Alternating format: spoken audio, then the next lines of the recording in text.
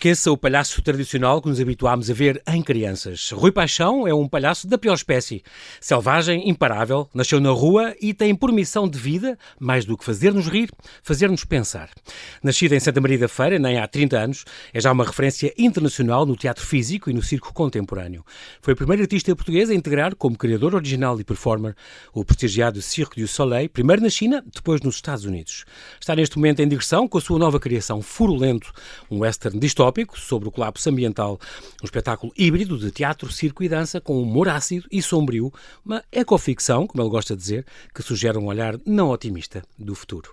Olá, Rui, e bem-aja por ter aceitado este meu convite. Bem-vindo à Rádio Observador. Olá, muito obrigado por me receber. É um grande prazer estar aqui a falar contigo. Tu nasceste então em Santa Maria da Feira, uma terra com um dos castelos mais bonitos que eu conheço em Portugal. Sim. E terra de festivais tão bons como o Imaginário, já vamos falar disso, e a Viagem Medieval, na hora estávamos a falar disso. Este Paixão é mesmo o teu apelido? É mesmo apelido, sim, vem da mãe.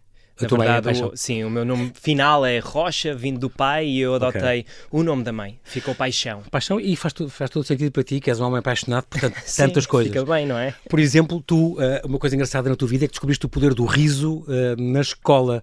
Tu eras o palhacinho da turma, digamos assim, as pessoas riam-se contigo, até que percebeste, não, eu vou assumir isso como vou fazer rir, e não tanto para ser gozado, mas para gozar também com tudo e com todos. Sim, eu acho que era aquele clichêzinho do menino gordinho, muito amigo das meninas. Tu eras gordinho pequeno? Eu era muito gordinho. Era muito gordinho, fui muito azarado no futebol, fui parar a guarda-redes, não funcionava nada comigo. Depois o meu pai pensou, bem, se ele é baixinho e gordinho, pode jogar basquete. Então inscreveu-me no basquete. Passei 9 anos no banco, não correu nada bem, e a única forma de eu me integrar, até mesmo no grupo de basquetebol, era eu ser o brincalhão, era aquele que dava otimismo na equipa. Nós podíamos estar a perder por 60 pontos e eu conseguia dar otimismo e pôr toda a gente a rir no balneário. Tu até contas a história que passaste a bola driblaste e passaste ao árbitro. Já achei que era um colega teu? Foi na bancada. Sim, no árbitro era um clichê, mas eu tinha alguém na bancada, um pai de um jogador amigo meu, que estava a gritar, passa a bola, e eu enervei-me tanto com aquilo que passei-lhe a bola. Eu disse, pronto, está passada a bola. Só tu. Acho que não ia correr mesmo nada bem no desporto. Rui, qual é o poder do riso? O poder do riso, eu acho acho que serve. E então neste mundo tão difícil e tão complicado que é hoje, porquê é que é importante rirmos? Ele tem qualquer coisa, primeiro, de muito animalesco, não é? A própria expressão, a convulsão, o não controle que tu tens quando te ris, é uma expressão que mostra os dentes. Então, como tem essa agressividade, eu acho que tem essas duas questões. A primeira é uma convulsão, portanto permite um momento de esquecimento, um momento em que ficas ali iludido no que o teu corpo está a fazer, e a segunda, uma vontade de relaxar um bocadinho. Por isso é que, por exemplo, o humor político, o Ricardo Araújo Pereira, que é fantástico em Portugal, por exemplo, tem essa adesão por parte das pessoas, não é? Que é uma forma de, perante o pleno apocalipse, nós podemos rir e relaxar o momento e poder ter também um olhar mais otimista. É um escape também, não é? É um escape. Sim. Muito bem, uma catarse, muito importante isso. É uma catarse, Tu, muito novinho, aos 14 anos, já fazias performances de rua.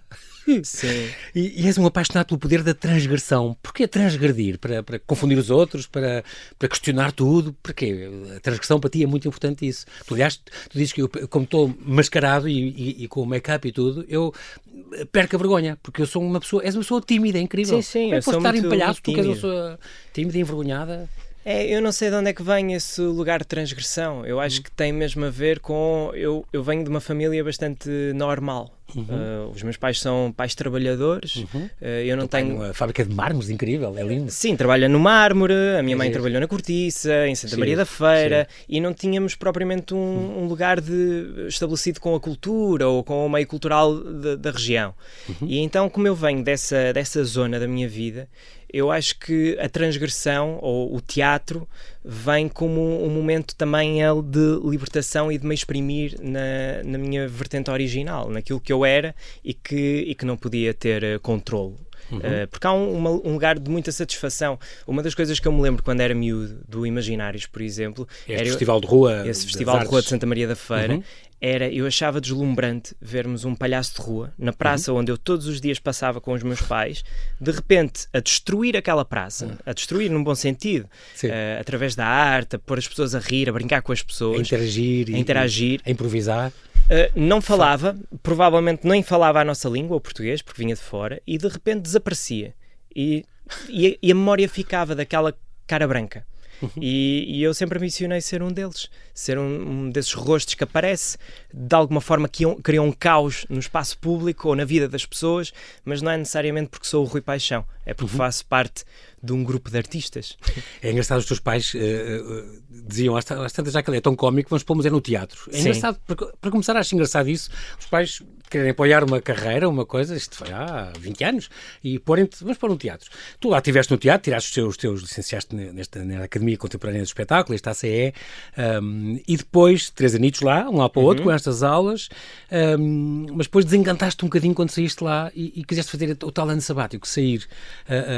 Estavas um bocado depressivo quando saíste daquilo e pensaste, não é bem isto, mas se calhar foi importante para ti que há alguma técnica, alguma coisa que tenhas aprendido?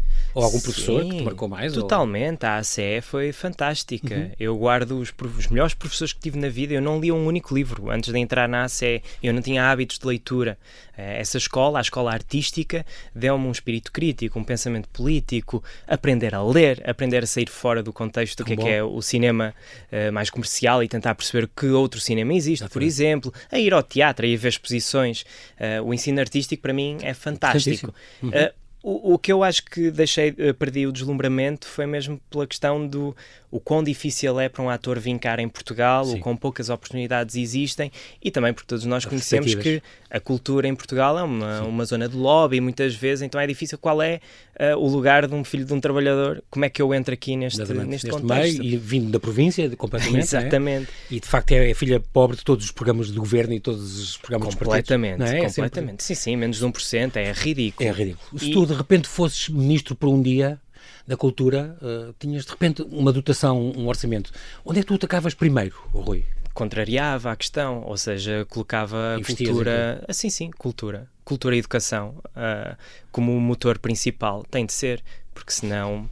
Porque nós percebemos, obviamente é difícil contrariar um sistema capitalista que já está instalado, mas depois há a questão do risco, e há a questão de um risco que é só, parece que há uma sombra aqui na cultura e na educação, mas principalmente na cultura e nas artes, que por mais que a gente fale, por mais que seja palpável a questão, parece que não abrimos os olhos de quem nos governa, que coloca sempre a cultura e as artes em segundo, terceiro, quinto plano, como se fosse só uma coisa de... Depois enfeitamos aquilo que tem. Exatamente. Sim, que não é. Que não é. É engraçado porque eu tenho um bocado de ideia de uma vez teres dito isto. Eu comecei pelo teatro, fui roubado pelo circo. Fui completamente roubado. Foi por causa destes palhaços, destes espetáculos de Rui, assim. Tu depois quiseste viajar pelo mundo, não sabias como, tiveste que inventar uma coisa qualquer para fazer, para passar pela rua, como tu dizes. Sim, eu cansei-me totalmente do teatro e percebi que nunca seria o Hamlet do Teatro Nacional, ou nunca iria fazer os Morangos com Açúcar, ou parar à televisão, ou fazer cinema. E então, como precisava de uma opção B, escolhi um curso superior que me salvasse, pensei em fazer o tal ano sabático, e a única... A viajar, mas eu não tinha... em viagens. Adorava viajar, eu nunca tinha viajado, mas eu não tinha dinheiro nenhum. Sim. Então eu lembrei-me desses tais palhaços que passavam um chapéu na rua depois de cada performance e pensei, o quão bom seria eu criar um espetáculo sem texto para poder viajar, passar o chapéu e continuar a viagem. E foi assim que pela primeira vez meti uma cara branca no rosto, e foi aí que pela primeira vez experimentei ser palhaço. Acho que a coisa correu muito bem, porque lá está, eu vinha com a minha formação em teatro a olhar para uma disciplina tradicional de circo. E eu acho que esta mistura, o trazer do teatro a dramaturgia, o pensamento, opções mais alternativas para olhar para uma coisa que já existe, foi isso que me tornou de alguma forma único, até o Circo do Soleil caçar-me num dos vídeos e convidar-me para a audição. Este tua primeiro personagem que tu inventaste é este Godot. Esse Godot, o palhaço de cabelo verde. O Lullaby é este espetáculo. Passaste o chapéu, uma expressão quase giríssima. Um palhaço diferente, não tinhas feito, eras autodidata, não é? Viajaste 4 anos pela Europa com ele. Aqui... Há aquelas coisas extraordinárias das tuas viagens na Ilha de Reunião, nadei com tartarugas, e nas Canárias, estive em vulcões ativos, este tipo de coisas. Como é que tu gostas mais de definir, Rui? Tu és um palhaço da pior espécie, eu já avisei isso, mas para definir palhaço contemporâneo, clown, ator, artista, performer, há alguma destas que tu prefiras?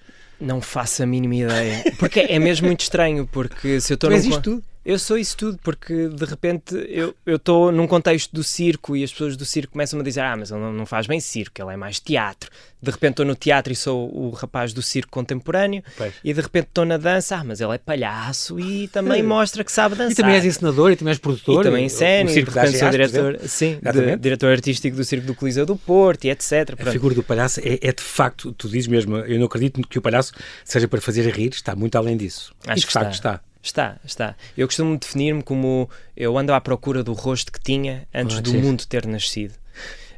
E esta frase para mim é bastante reveladora do que é que para mim é o palhaço. Acho que está muito para além da comicidade. Acho que é essa a verdadeira diferença entre um humorista. Acho que o humorista tem esta coisa da punchline, criar uma piada com a objetividade de fazer rir. Eu acho que o palhaço nem sequer chega a criar a piada. O palhaço não anda à procura da punchline.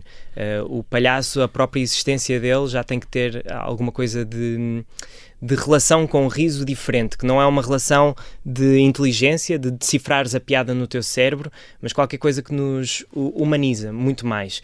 Ou seja, quase de se eu caio na rua tu vais te rir, porque é uma coisa que também já te aconteceu e sabes o quão frustrante é isto acontecer.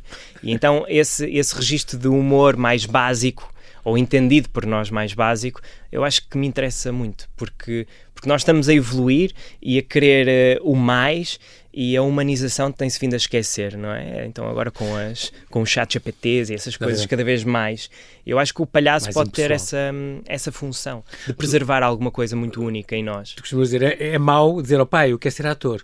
É pior se quer ser artista de rua. E muito pior se o pai quer ser palhaço. Sim.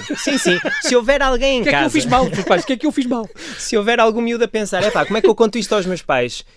Eu fui de todas as etapas para trás, eu fui a pior. Eu disse aos meus pais, agora vou ser palhaço. Incrível, és corajoso.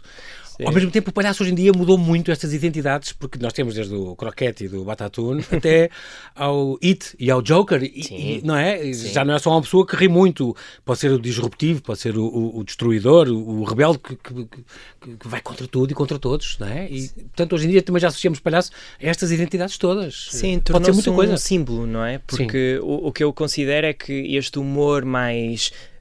básico do palhaço representa também uma certa perda da ingenuidade. Os nossos olhos já não são ingênuos, já não conseguem olhar para um palhaço a cuspir uma maçã e rir daquilo. No entanto, o que é curioso é que, por exemplo, quando o Trump pela primeira vez se candidatou às eleições, a primeira coisa que fizeram foi pôr-lhe uma máscara de palhaço na cara. O Bolsonaro a mesma coisa. Porquê? Porque os palhaços representam esse lado infantil, esse lado ingênuo, e nos dias de hoje o palhaço pode também ser o símbolo dessa perda de ingenuidade. O que é que representa esse olhares para uma figura que aparenta ser inofensiva, mas na verdade pode ser bastante maléfica. Tu és de facto o palhaço selvagem, não é? Tu dizes, a rua é como a selva e o teatro é o jardim zoológico, quer dizer, o teatro é um zoo. E a rua é a selva, pode ser comido e comer todos. Nada como a rua. Tu transfiguras-te. A rua é a coisa mais extraordinária. Sim. Porque o que é facto é que, por exemplo, eu no teatro, muitas vezes ao fim da estreia, segundo espetáculo, eu já perco os nervos. Já fico tranquilo, ok, vamos lá fazer isto. Na rua, nunca. Nunca. Porquê? Porque no teatro também muda o público todos os dias, mas na rua é uma interação, uma proximidade que é mais carregada, é mais intenso por causa disso? Eu uso essa metáfora só pelo simples fator público. O público no teatro escolhe ir. O público na rua não escolhe, está lá. Somos nós que dizemos assim, olha, desculpe lá, eu tenho uma coisa para lhe dizer, pode só me dar aqui 40 minutos. E isso é muito forte. É muito engraçado, tu escolhes também o teatro sem texto, precisamente para poder chegar em todo o mundo e ter graça. E por isso também foste escolhido, como sabes, pelo Cirque du Soleil. Não faz um teatro informativo, não tens nada contra, mas o teu teatro, tu dizes mesmo, o nosso teatro é muito focado na literatura, não sei quem, nos autores, e eu gosto desta... Eu agora estou a pensar, que não vi, mas gostava de ter visto este TED Talk que tu fizeste em Matosinhos, também sem texto, aí não disseste nada, para não? Não, nada. Disseste aqueles quarto hora a interagir com as pessoas e a contar uma história. Sim. Tu és maravilhoso. Ainda tens este workshop que tu tinhas, que és um urso, agora devem fazê-lo rir. Sim. Isto é extraordinário, as tuas ideias são fantásticas, tanto convidas as pessoas para fazer estes cursos? Sim, na verdade vou dando esses workshops, mas essa frase a mim interessa-me bastante. É uma frase que a Pina Bausch usou para a criação de movimento num dos espetáculos dela. e a frase é: eis um urso, agora tens de o fazer rir. Sim. Lá está, mais uma vez, é ao contrário de um humorista. Um humorista quer fazer rir pessoas. Eu acho que o palhaço pode estar mais próximo de conseguir fazer rir um animal. Também é muito engraçado o teu lado, Rui, da investigação. Porque tu investigas muito, investigação profunda.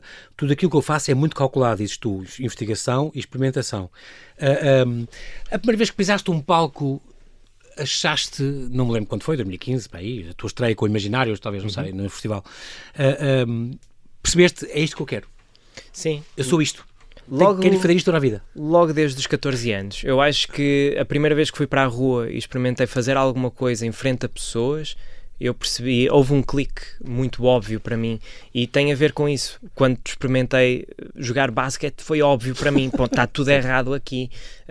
Na escola não estava tudo errado, mas não havia uma chama que ardesse. Quando fui estudar teatro, eu todos os dias acordava com qualquer coisa a arder, com vontade de ir, com vontade de apanhar um comboio durante 40 minutos e ir para as aulas, e que se mantém. E que se mantém mesmo. Os teus 4 anos em que passaste pela França, pela Alemanha, a Holanda, a Escócia, engraçado, por exemplo, estou a pensar no Fringe, no Festival de Edimburgo, extraordinário, do humor, onde venceste uma competição sem saber. Não, esse foi no Circada, em Sevilha. Em Sevilha fui lá também, passar o chapéu. Eles chamavam a secção off do Festival Circada, que era um festival muito importante de circo contemporâneo. Eu voltei a casa, estava tranquilo, e de repente apareceu no Facebook que ganhei um prémio. Eles informaram-me, ganhei um prémio, e pronto, ganhei um prémio, ok. Mas estava a lembrar-me de Edimburgo, porque lá foi onde chegaste a ganhar 500 euros por dia, quer dizer, onde rendeu muito. Aquilo é uma loucura.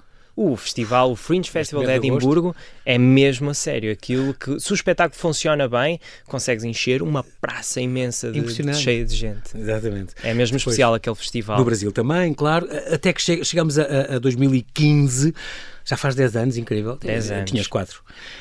A maior companhia de circo do mundo, o Cirque du Soleil, estão sediada então no Canadá, em Montreal, como tu disseste há bocado. Como é que isto foi super inesperado? Como é que isto aconteceu? Tu não te candidataste a nada. Eles descobriram-te. Candidatei-me e não me candidatei, então, porque eles lançaram no Facebook que iam fazer a audição para palhaços e atores físicos. E na altura eu já andava com esta personagem na rua. Sim. E nunca na vida me tinha passado pela cabeça o Cirque du Soleil, mas pensei, vou enviar uns vídeos. Enviei e depois recebi um convite deles para ir fazer uma audição em Las Vegas. Conclusão, se eu não tinha dinheiro, então para fazer Las Vegas eu fui investigar, era um all-in total. Eu ficava a zeros.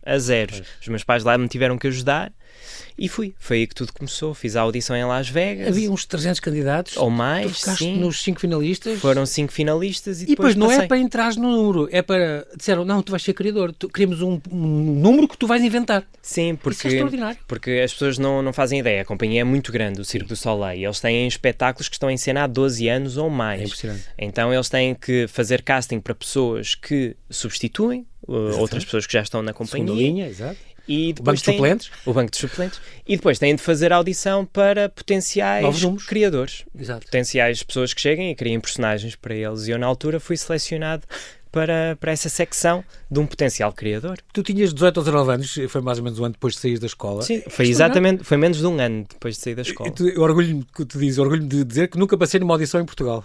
Nunca passei numa audição em Portugal, e a primeira audição que passei na vida foi, claro, para a escola, a ACE, e depois para o Cirque du Soleil, em Las Vegas.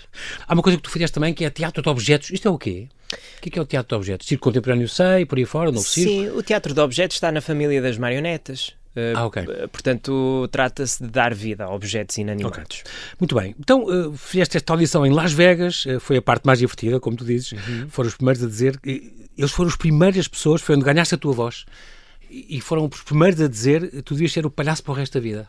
Sim, sim. Isso é um elogio tremendo. Eu vejo tu há uma fotografia tua no Instagram que é tu, não sei se é despedires da tua temporada em Orlando, se é despedir em Hangzhou, mas sei que estás a dizer adeus às pessoas, e os comentários dos teus colegas é de ir às lágrimas. Todos. Sim, foi um privilégio trabalhar contigo, Rui.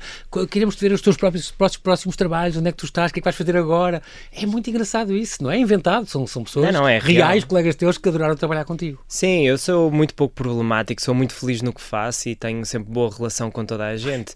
E as experiências, depois eu sou muito maluco maluco nesse sentido, porque eu conquisto esse espaço no Cirque du Soleil e qualquer palhaço poderia ficar 10 anos na companhia e eu tenho sempre a sensação de que um ano é suficiente e saio, porque a minha fome de tentar criar alguma coisa, de não me estagnar, é um bocadinho maior. Claro. Então, por isso é que saí da China e de repente sou convidado novamente para Orlando, lá vou, um ano e saio. Então é sempre o tempo suficiente. Só em Orlando, se não me engano, acho que foi em Orlando, fizeste são 400, duas por dia, 400 apresentações.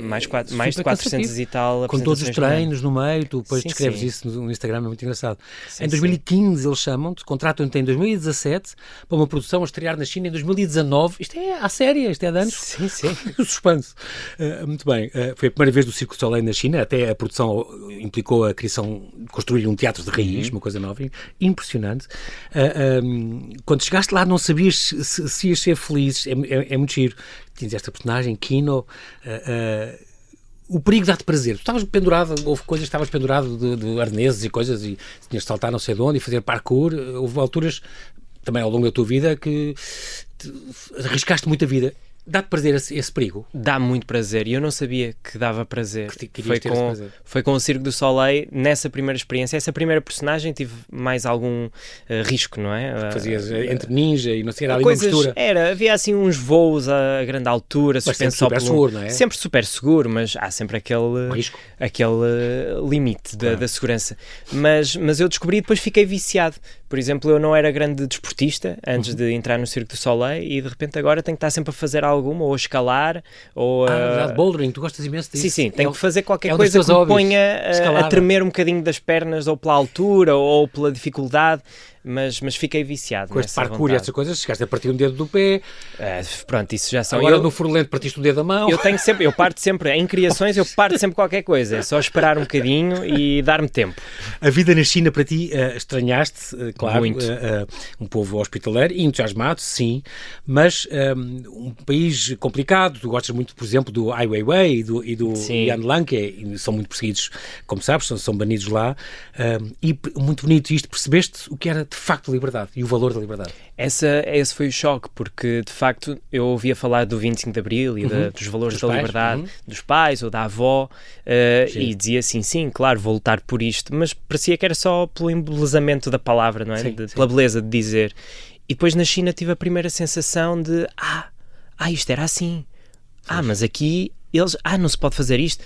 Mas tu não tens acesso a estas coisas que eu tenho, liberdade em Portugal, e aqui para aceder até tenho que pôr um VPN, mas eles sabem que eu estou a usar um VPN. Ou seja, de repente eu percebi o que é viveres num lugar de censura, num lugar em que as notícias, por exemplo, são todas, parece que tudo está perfeito naquele país, não é? Eu não consigo aceder. Aliás, um dado curioso foi que quando o Covid-19 apareceu nós não fazíamos ideia. O Hangzhou era muito...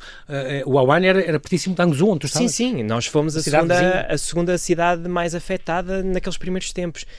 Durante 2 semanas, a China já era notícia em todo o mundo e eu não fazia ideia do que é que estava a passar. Tanto é que a minha mãe me ligou a dizer: filho, atenção que vocês são notícia em todo o mundo, tu agasalha-te. Foi isto que a minha mãe me disse. Mas o que é que andam a falar? A morrer pessoas com o vírus. E não fazia ideia. É engraçado porque e depois que também contei esta história de um dia andares a trekking nas montanhas e aquele homem que levava os passarinhos para soltar. E isso também é simbolicamente, mas foi muito importante, quer dizer, a liberdade, cá está, a falta de liberdade em viver enjaulados nessa... Claro. De que é que riem os chineses?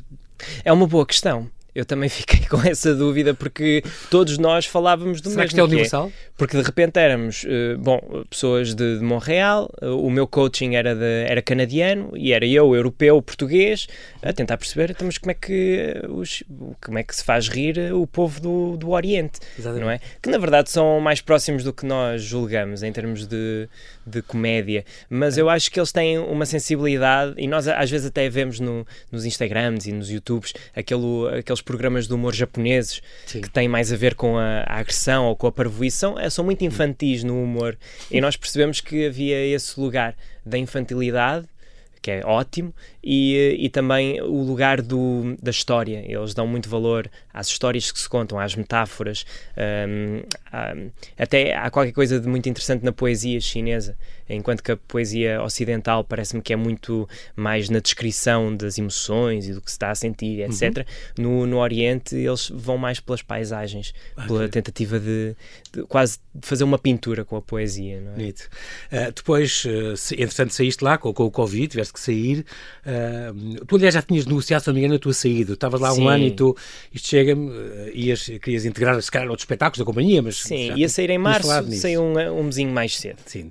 Em Orlando voltaram-te a chamar, em 2023, esta coprodução já com a Disney, este Drawn to Life, uma coisa da Disney Springs, um bocadinho a homenagem aos animadores dos inícios. Tens lá um número muito giro com aquela secretária que é um cavalo. E onde vivias em Orlando, também um ano, aí? Foi um ano. Onde no teu quintal havia alligators e cobras. Foi a primeira vez que vi, não fazia ideia. Não sabia no onde quintal da tua casa? Sim. Nós tínhamos... Eu depois comecei a dividir casa, não é? Quando lá cheguei. E a primeira vez que vi uma cobra, petrifiquei. Fiquei na Flórida. Mas solta, não está na jaula de ninguém, sim, nenhum terrário. Lá as cobras é como pombas para Lisboa, o Porto. É assim mesmo. Na Flórida. É mesmo a vida selvagem lá, de repente acordas e tens pássaros maravilhosos, cegonhas enormes. Está bem, mas crocodilos nas traseiras? Eles são muito indefensivos, dizem. Mas já houve Quem acha ataques. que não viveu para contar. Exatamente. É provável que seja isso. O make-up era de facto a tua rotina preferida, demoravas para aí uma hora, vi depois alguns vídeos teus, uma hora a maquilhar, impressionante. Ou mais, e no depois, início eram 2 horas. Não sei quanto tempo a treinar máscaras e caras e caretas. Para aquecer, que é muito importante para aquecer a cara? Sim, para aquecer, para pôr no estado. Eu gostava daquele ritual, era muito... fazia-me lembrar muito aquelas histórias que eu via do teatro japonês, o No, ou o Kabuki, que tem a ver com... Eles põem a make-up e aquele tempo de make-up é um transe em que entras ali e concentras-te no que vais fazer. E como nós fazíamos tantos espetáculos, perdíamos essa ideia de rotina. Era muito fácil tu chegares ao teatro e estás ainda distraído com as coisas que estão no exterior, o que tens para fazer, para ligar à namorada, à mãe, não sei o quê. E ali, aquele momento de make-up era de facto uma massagem.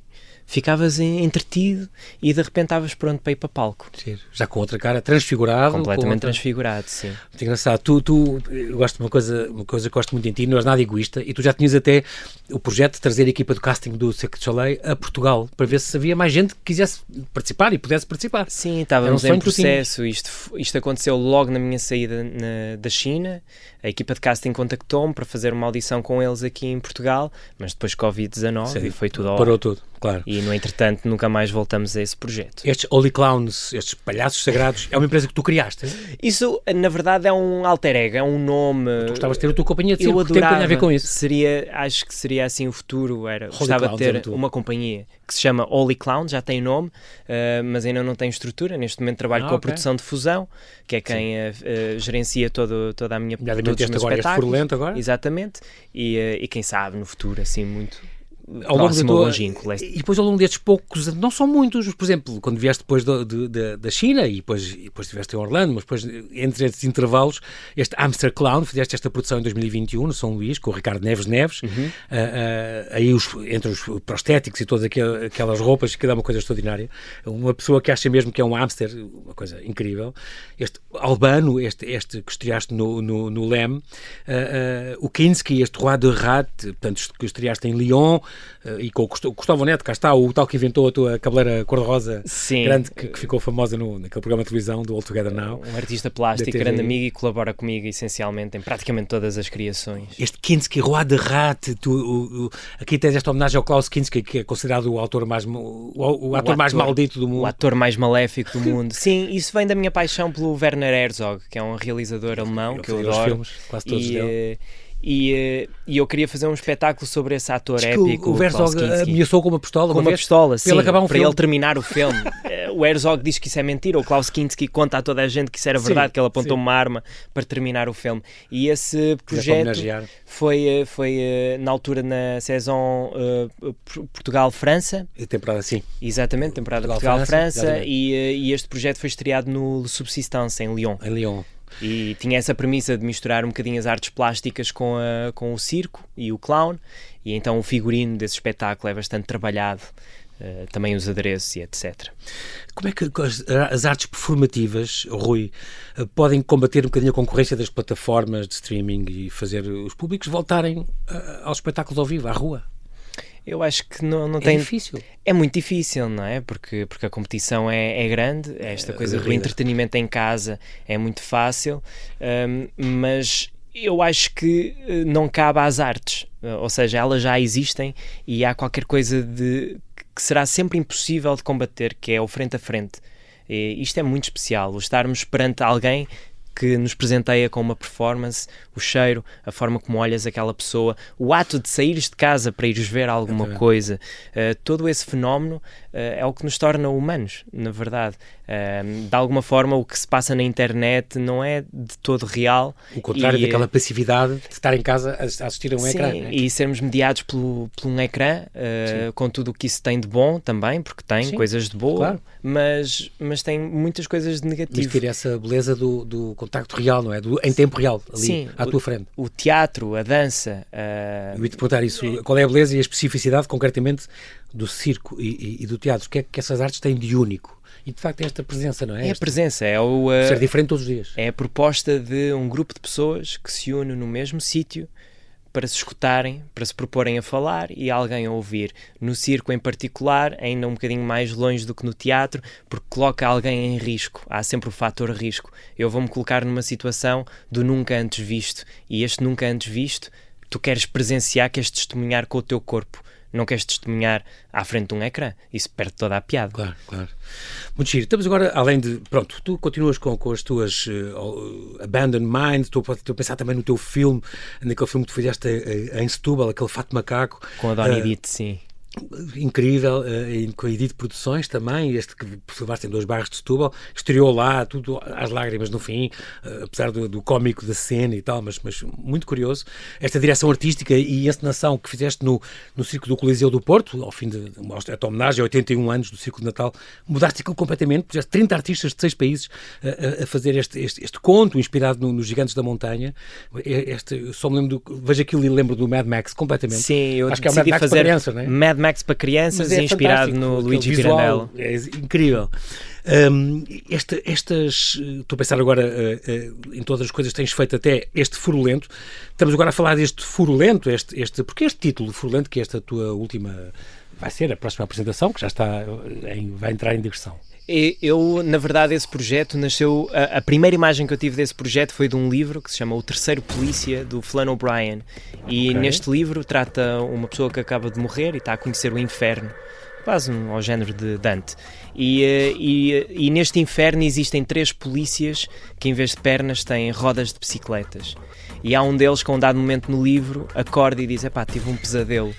Então qual foi o pesadelo? Sonhei que tinha um furo lento.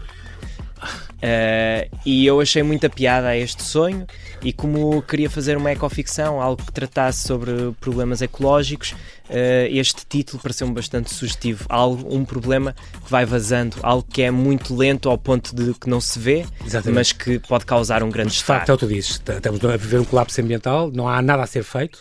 Dizes tu, é sobre a futura inabitabilidade do planeta e a controversa colonização espacial como solução para o colapso ambiental. Como tu dizes, será que o Elon Musk estava certo? Ou vamos mesmo fazer bases em Marte e ver para lá que é melhor e mais seguro? É curioso até perceber mais tarde que é de facto uma ideia obscena. Estamos a confiar muito numa tecnologia, Rui, que também pode falhar.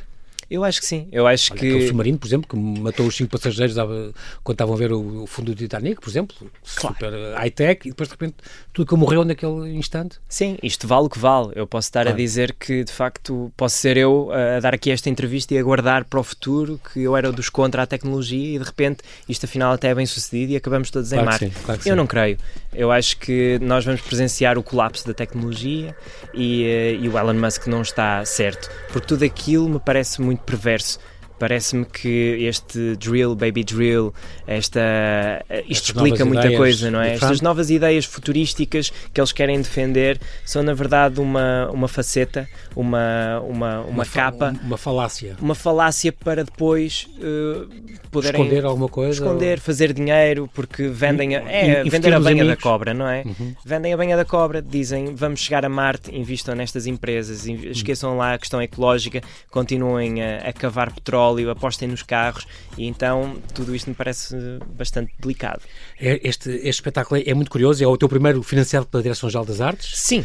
E, portanto, pode ser o primeiro do futuro Rui Paixão. Sim, eu gostava que fosse, porque... Como o Cirque du Soleil foi um empurrão fantástico na tua carreira, na tua vida, este facto de teres este espetáculo que está tão curioso, assim, financiado e tal, pode ser uma grande ajuda e um ponto de partida. Sim, na verdade foi já há muito tempo que estava a lutar por este apoio, não é? Por este apoio, por esta possibilidade de ter um financiamento que me permitisse ter uma equipa maior a trabalhar comigo, com outros intérpretes. É a primeira vez que partilhas o palco com... Sim, é a primeira vez que posso encenar com o Pedro Matias, o Alan Sankar. Exatamente.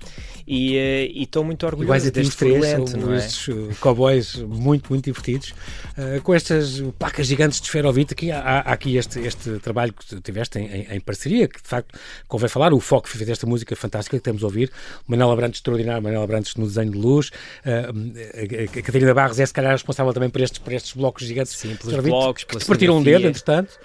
Ela foi responsável por me partirem o dedo. Antes da estreia, logo uns dias antes da estreia. Foi ali 2-3 semanas antes da estreia. Isto não te parou, isso não, nunca. Enrola, mete tape e estes figurinos da Lola Sousa, incríveis, e de facto, e sem texto, cá está, tu tens de passar estas mensagens e as pessoas têm de perceber isto e não precisas de grande conversa, isto é uma coisa que entra, isto abre uma dimensão nova quanto a mim. Não és nada descritivo, não és nada do teatro normal. Sim, lá está, eu não procuro formal. A informação, eu o que faço há muita investigação associada ao trabalho, como se pode ver, mas depois o que eu tento fazer é uma digestão desta informação, é o que me interessa, é o que fica dela. E dou um exemplo, por exemplo, estes cowboys, surgiu-me esta imagem dos cowboys porque andava em investigação sobre o Elon Musk, e houve um dia que vi uma reportagem dele na fronteira com o México e ele tinha um chapéu de cowboy preto, muito grande, e aquela imagem de certa forma traduziu-se. Então eu, como andava à procura de uma forma de traduzir esta problemática toda, deu uma vontade de ver um filme de western, num western distópico, não realista, sobre estas figuras. Incrível, portanto, já vamos falar esta digressão, estreou o ano passado, em novembro, em Águeda, sim. Muito bem. Agora vai estar amanhã, dia 7 de fevereiro, às 9h30, no grande auditório do Centro Cultural e de Congressos de Caldas de Rainha, e depois no sábado, dia 8, vai estar então às 9h30 no Oliva Creative Factory, em São João da Madeira. E depois tens outras, vais passar por Ceia, Pombal... Depois Ceia, Pombal, vamos estar no FITEI, dias 14 e 15 de maio, na abertura do FITEI, e vamos estar também no Centro de Artes de Ovar, Mértola, e Viseu. No Teatro Viriato, em Viseu, em outubro. Muito bem, este teatro híbrido que no fundo também fazes, ou de fusão, os programadores em Portugal, Rui, não estão muito atentos, nem há muitas salas que têm programação disso ou que estão preparadas para isso. É muito delicado. Devia haver mais consciência, as pessoas deviam saber mais, sobretudo os programadores deviam saber mais que isto existe e que se deve apostar nisto. Sim, de maneira nenhuma. Mas há muita gente que agora que encheria salas, haveria gente para encher espetáculos? Claro que sim. Acho que o problema do circo contemporâneo neste momento é exatamente esse, que é, nós estamos numa zona bastante precária. Se o teatro está aí, a dança está, o circo ainda mais. E neste momento atingimos um limite. Nós estamos a fazer o que é possível, mas agora precisamos da ajuda dos programadores, das pessoas que dirigem os grandes teatros, para perceber de que forma é que nos podem incluir nas suas programações. E estou a falar do circo contemporâneo português, porque já tive alguns que me disseram, mas nós programamos circo. Sim, que é? De Espanha, França. Eu sei que há uma diferença para agora, ou se calhar não há assim tanta diferença, mas é importante também, por parte dos programadores, começarem a dar-nos o voto de confiança e também a provocarem-nos, porque precisamos estar dentro do circuito.